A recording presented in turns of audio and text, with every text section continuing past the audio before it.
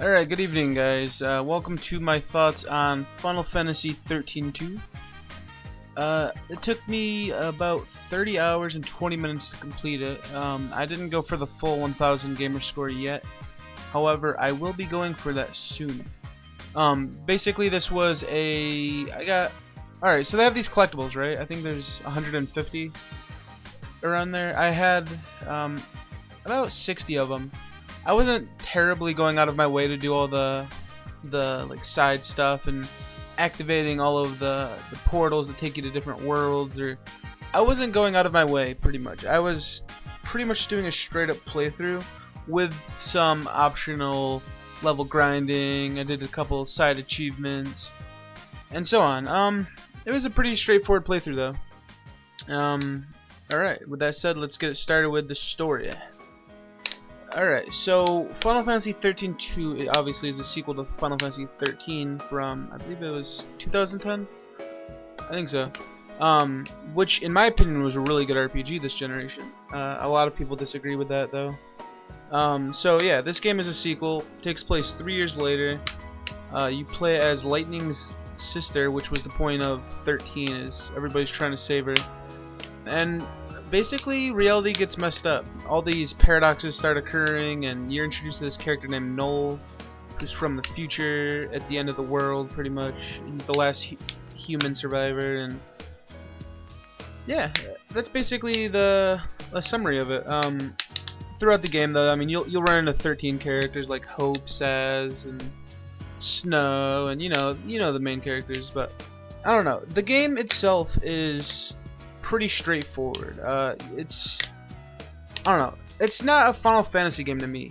Okay, I'm not trying to pull the fanboy Final Fantasy fan logic, but to me it just doesn't really capture that RPG epicness that you're traveling with a party of people and traveling to places, and you have that dialogue between the characters and character development and stuff like that. This game only has 2 party members, so you don't really have much dialogue between them, and they're always so happy. Like, sure, there are some sad moments, but for the most part, they're either happy, coming off of a depression and into a determined state, or that's about it actually. I don't know. They're always smiling, man. Look at their character faces, yo. They're always fucking smiling. And I'm thinking like, yo, this massive event just happened, and then you go to gameplay and you turn around your character's face, she's like smiling, she's like, yeah. But no, for real though, the story, it is okay. It's definitely a sequel to 13, and it answers a lot of questions and fills in some stuff, and I thought 13 ended good. I don't really see why we needed a sequel. I don't know if I can approve or disapprove of the story, because it wasn't bad at all. It's just, it was poorly, I guess, designed. So, I will disapprove of the story. It could have been so much more. And let's just say this, the ending, what the hell were they thinking with the ending? Okay, no spoilers. Alright, so disapprove of story, let's move over to gameplay. It's basically Final Fantasy 13 with a bunch of added improvements and additions, and they get rid of your third party member for a different slot. I'll get to that in a second. But pretty much it's the same as 13. You get in a battle. Your job is basically to inflict damage to them, to stagger them, and when they're staggered, you do more damage to them.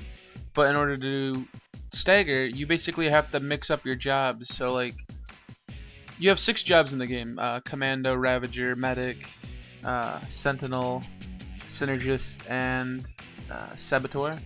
Each job basically has its role in combat, and you actually make up you can switch the jobs mid-fight. So you create these paradigms where you can, let's say you have a paradigm that's Commando, Ravager. The Ravager's goal is to basically add stagger damage, and then the Commando's job is to basically lock in the stagger damage and regulate how slow the stagger bar goes down. Because if you don't have a Commando there to regulate it, the Ravager damage will just decrease. So your point is basically to use a mixture of Ravagers and Commandos to attack the enemy to stagger them. It's an interesting style, and I think it's pretty fun. But yeah, 13-2. It basically adds in a monster collecting system, which is you basically fight monsters all over the place. You have a chance of capturing almost all of the monsters. Pretty interesting. You can level them up. Just like with 13, you have the Crystarium again. Whenever you win a battle, you get money and CP, crystal points, and you use the crystal points to level up each job. And it works. It's not quite as I don't know. It's not quite as deep as, I guess.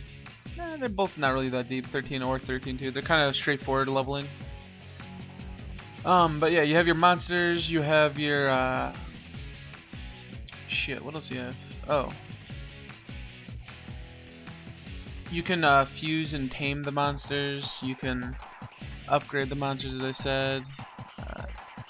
Basically, the way the world works, you're traveling through all these places with the Historia Crux. It's basically this time gate, and from there you basically have a menu that shows you all the worlds. They break off into different areas. There'll be parallel worlds and all this and stuff. You pretty much just work your way from left to right. Some areas will have different gates that open up other gates to go to different worlds, and it works. It's a way to get from place to place. Yeah, exploration and world design's okay. Nothing bad. But I don't know. To me, this game just felt easy compared to 13. Aside from like the final boss and a couple of the side missions. Oh yeah, I should mention that each world has a certain amount of side quests, and completing those will give you items and more fragments that allow you to travel from world to world. It works. Yeah, I'm gonna approve of gameplay. It's still a pretty fun game. For sound, as usual, we got the high quality voice acting. Like fucking 400 plus voice actors are in this game. Soundtrack, Final Fantasy is known for having a really good soundtrack, and this is another good entry in the series. A lot of songs reappear from 13, which is awesome, and it adds to the nostalgia of, you hear this song when Sarah and Snow had this really emotional scene, and you get to hear that again in like a little throwback scene where you're on a bridge, and it's pretty cool. There's a lot of nice songs in there, and there's also some new songs, which I like a lot of the songs they added, but at the same time there was a couple I didn't really care for. But there was more good than bad, and that's how you make a good soundtrack. So I approve of sound. As for likes and dislikes, like 1, there's a shitload of DLC for this game already. As of this review, they've actually just released the final piece of DLC, which was Lightning's story expansion. And that's kind of cool. They have all these character expansions that actually build up the characters' individual plots, which I wish were really included in the game, but oh well, you can't beat that. But yeah, you have like dozens of outfits and dozens of items you can buy, and it's pretty cool. Like number 2, they keep the conversation flowing during just traveling through the areas. So in a lot of other RPGs, you kind of just have cutscenes to talk in between areas, but this game, it's so free flow. Like, you know, they'll just start talking about random things. Like, they'll be running across a tree, and then they'll be like, I hope we don't fall off this, or I don't know. I like it. It's a nice touch. 13 also had it, I believe. I'm not sure.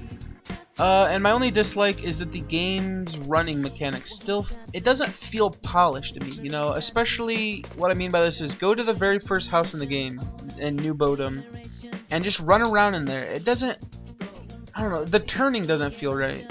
And I guess that's a very personal problem, but to me, I don't care for that. Alright, overview time.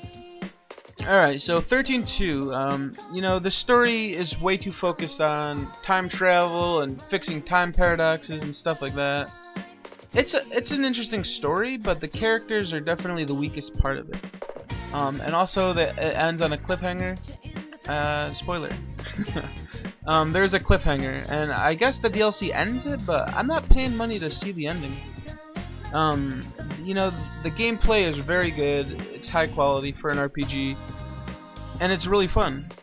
The soundtrack is really good, a lot of good songs, not too many bad, and yeah, It's definitely a game for Final Fantasy fans and Final Fantasy 13 fans. If you hated 13, I really can't recommend this game to you. And if you're new to the series, definitely go play 13. It's only like $15 or $20, and it's a really good RPG. With that said, thank you for watching Frazzleberry, and I am gonna go take a shower because I'm here.